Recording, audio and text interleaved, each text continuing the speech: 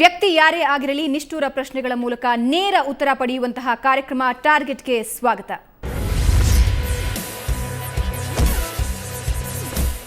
ಇವತ್ತು ನಮ್ಮ ಟಾರ್ಗೆಟ್ ಅತಿಥಿ ಡಿಕೆ ಶಿವಕುಮಾರ್ ಅವರೇ, ಕಾರ್ಯಕ್ರಮಕ್ಕೆ ಸ್ವಾಗತ.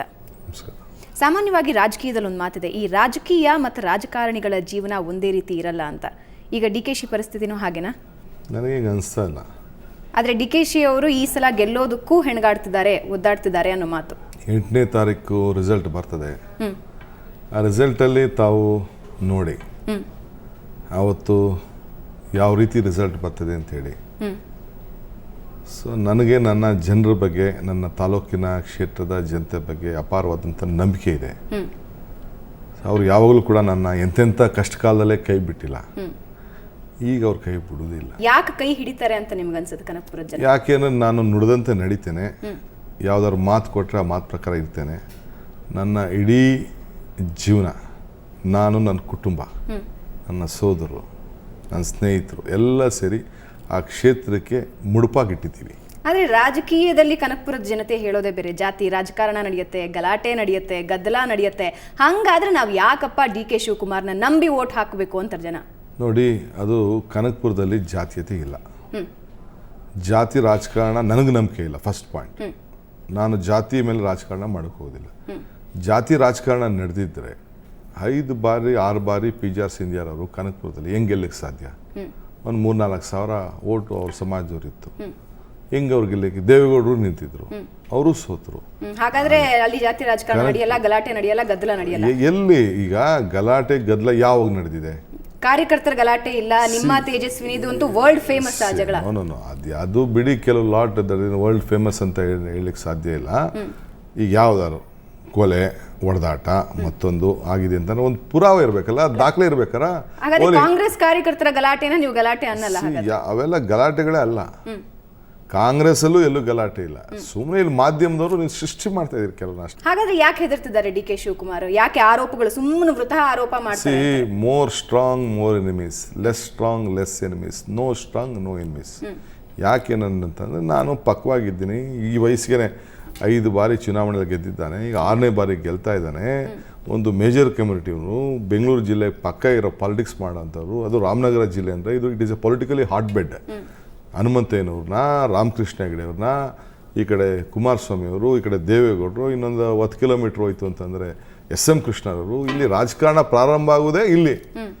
ಹಾಸನದಿಂದ ಕುಮಾರಸ್ವಾಮಿ ಅವ್ರು ಯಾಕೆ ಇಲ್ಲಿಗೆ ಬರಬೇಕಾಯ್ತು? ದೇವೇಗೌಡರು ಯಾಕೆ ಇಲ್ಲಿಗೆ ಬರಬೇಕಾಯ್ತು? ಇಲ್ಲಿ ಈ ರಾಜ್ಯದ ರಾಜಕಾರಣದ ಒಂದು ಪೊಲಿಟಿಕಲ್ ಹಾಟ್ ಬೆಡ್.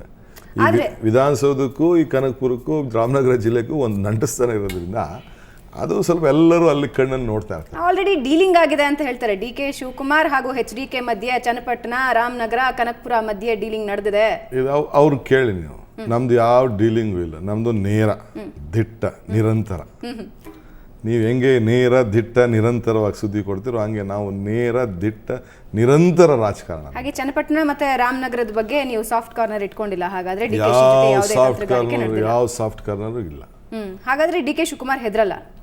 ಯಾವತ್ತಿದ್ರಿದ್ದೀನಿ ನಾನು? ಹಾಗಾದ್ರೆ ಯಾಕೆ ಆರೋಪ? ಸಿಂಧಿಯಾ ವಾಮಾಚಾರ ಮಾಡಿದ್ರು, ನಾನು ಅವ್ರ ಮೇಲೆ ಆರೋಪ ಏನು ಮಾಡ್ತಿಲ್ಲ. ಪ್ರೆಸ್ ಅವರು ಕೆಲವು ವಿಚಾರ ಕೇಳಿದಂಥ ಸಂದರ್ಭದಲ್ಲಿ ನನಗೆ ನಾವು 108 ವಾಮಾಚಾರ ಮಾಡಲಿ, 108 ಕತ್ತೆ ಬಲಿ ಕೊಡಲಿ, 108 ಕುದುರೆ ಬಲಿ ಕೊಡಲಿ, ನಾನೇನು ಅದಕ್ಕೇನು ತಲೆಯನ್ನು ಕೆಡಿಸ್ಕೊಳ್ಳೋದಿಲ್ಲ. ನನಗೂ ನನ್ನದೇ ಆದಂಥ ದೇವರು, ದಿಂಡ್ರು, ಶಕ್ತಿ ಎಲ್ಲ ನನಗೆ ನಂಬಿಕೆ ಇದೆ. ಅವೆಲ್ಲ ನನ್ನ ರಕ್ಷಣೆ ಮಾಡೋಂಥ ಮಹಾ ಮತದಾರಿದ್ದಾರೆ. ಓಕೆ, ಒಂದೇನಂದ್ರೆ ಡಿಕೆ ಶಿವಕುಮಾರ್ ತಂತ್ರಗಾರಿಕೆ, ಮೇಲಾಟಗಳು ಕನಕಪುರದ ಜನತೆ ನೋಡಿಲ್ಲ ಅಂತೇನಿಲ್ಲ. ಅದರಲ್ಲೇ ಒಂದನ್ನು ಬಳಸ್ಕೋತಾ ಇದ್ದಾರೆ ಈ ಬಾರಿ ಪ್ರಚಾರಕ್ಕೆ. ನಾನು ಏನು ಬಳಸ್ಕೊಳ್ಬೇಕು? ಜನ ದಡ್ರ. ಈಗ ಆಯಿತು, ಸಿಂಧಿಯಾರ್ ಅವರು ರಾಜಕಾರಣ ಮಾಡಲಿಕ್ಕೆ ಕನಕಪುರಕ್ಕೆ, ಈಗ ನನಗೂ ಅವ್ರಿಗೂ ನೇರ ಸ್ಪರ್ಧೆ ಇರಲಿಲ್ಲ. ಆದಮೇಲೆ ಈಗ ನೇರ ಸ್ಪರ್ಧೆ ಬಂತು. ಬೇಕಾದಷ್ಟು ಲೋಕಲ್ ಬಾಡಿ ಸೆಲೆಕ್ಷನ್ಸ್ ನಡೀತು. ಮುನ್ಸಿಪಾಲ್ಟಿ ಎಲೆಕ್ಷನ್ ನಡೀತು, ಜಿಲ್ಲಾ ಪಂಚಾಯತಿ ಎಲೆಕ್ಷನ್ ನಡೀತು, ತಾಲೂಕ್ ಪಂಚಾಯತಿ ನಡೀತು, ಗ್ರಾಮ ಪಂಚಾಯತಿ ನಡೀತು. ಇವೆಲ್ಲ ನಡೆದಾಗ ಯಾಕೆ ಜನ ನನ್ನ ಬೆಂಬಲಿತ ಅಭ್ಯರ್ಥಿಗಳಿಗೆ ಅಷ್ಟು ನೀಚಳ ಬಹುಮತದಿಂದ ಯಾಕೆ ಗೆಲ್ಸಿದ್ರು? ಡಿಕೆಶಿ ತಂತ್ರಗಾರಿಕೆ ಅದೇ ಅಂತ ಹೇಳೋದು. ತಂತ್ರ ಅಲ್ಲ, ನಾವು ಮಾಡಿದಂಥ ಒಂದು ಸೇವೆ ಜನರಿಗೆ ತೃಪ್ತಿ ತಂದಿದೆ. ನಾವು ಮಾಡೋಂಥ ಕೆಲಸಕ್ಕೆ ತೃಪ್ತಿ ಇದೆ. ಕನಕಪುರದಲ್ಲಿ ಒಂದು ಬದಲಾವಣೆ ಮಾಡಲಿಕ್ಕೆ ಒಂದು ಪ್ರಯತ್ನ ಮಾಡ್ತಾ ಇದ್ದಾನೆ. 25 ವರ್ಷ PJR ಸಿಂಧಿಯಾರ್ ಅವ್ರನ್ನು ನೋಡಿದ್ರು, ಈಗ ಶಿವಕುಮಾರ್ ಅವ್ರನ್ನು ನೋಡ್ತಾ ಇದ್ದಾರೆ. ಪರವಾಗಿಲ್ಲಪ್ಪ, ಇಬ್ಬರು ಕಂಪೇರ್ ಮಾಡಿದ್ರೆ ಪರವಾಗಿಲ್ಲ ಅಂತೇಳಿ ಜನ ತೀರ್ಪು ಬಂದಿದ್ದಾರೆ ಹೊರತು ಯಾವ ತಂತ್ರಗಾರಿಕೆ ಏನಿಲ್ಲ.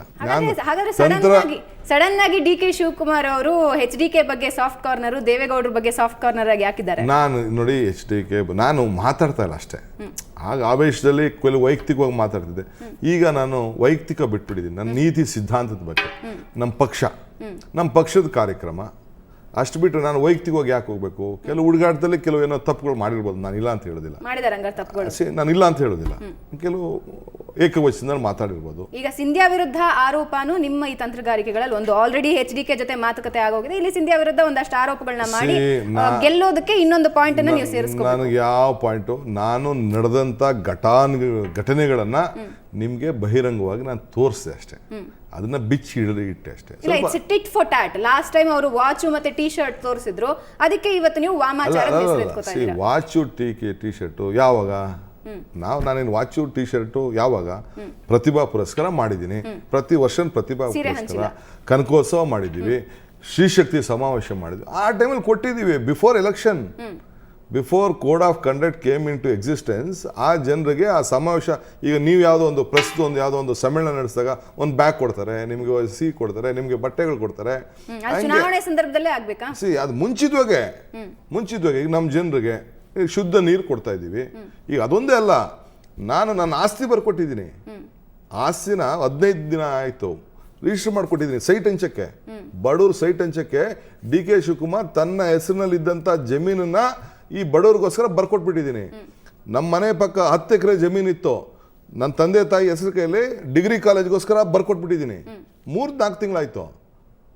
ತಿರ್ಗಾ ನನ್ನ ಊರಲ್ಲಿ 10 ಎಕರೆ ಜಮೀನನ್ನ ಸೂಟಬಲ್ ಅಲ್ಲ ಅಂತ ಖರೀದಿ ಮಾಡ್ಬಿಟ್ಟು ಕೊಟ್ಟಿದ್ದೀನಿ. ಆಗ ಕೆಲವು ಸಂದರ್ಭದಲ್ಲಿ ಜಾಗಗಳು ನೋಡಿರ್ತೀವಿ, ಜಾಗ ಸಿಕ್ಕೋದಿಲ್ಲ, ಎಲ್ಲೂ ಇಲ್ಲದೆ ಹೋದಾಗ ಅಂತಂದ್ರೆ ಆ ಮಕ್ಕಳೇ ನನ್ನ ಮಕ್ಕಳು, ಆ ಜನ ನನಗೆ ಆಶೀರ್ವಾದ ಮಾಡ್ತಾ ಇದ್ದಾರೆ. ಕೊನೆಗೆ ಎಲ್ಲೂ ಇಲ್ಲದೆ ಹೋದಾಗ, ಸರ್ಕಾರ ಜಾಗ ಇಲ್ಲದೆ ಹೋದಾಗ ಏನು ಮಾಡಬೇಕು? ರೋಟರಿ ಕ್ಲಬ್ ಅವರು ಹೇಳಿದ್ರು, ಇಲ್ಲ ಗೌರ್ಮೆಂಟ್ ಜಾಗ ಹೋದಿಲ್ಲ, ಯಾರು ಸ್ಪಾನ್ಸರ್ ಮಾಡಬೇಕು ಅಂದರು. ಸೊ ಯಾರೊಬ್ರು ZP ಮೆಂಬರ್ ಹಿಡಿದೆ, ಆಮೇಲೆ ನಂದೇ ಜಾಗ ಇಟ್ಟೆ, ನಾನೇ ಬರ್ಕೊಟ್ಟೆ. ಓಕೆ, ನಿಮ್ಮ ಜೊತೆ ಇನ್ನಷ್ಟು ಮಾತಾಡ್ತೀನಿ. ಸೊ ವೀಕ್ಷಕರೇ, ಅದಕ್ಕೆ ಮುಂಚೆ ಒಂದು ಚಿಕ್ಕ ಬ್ರೇಕ್.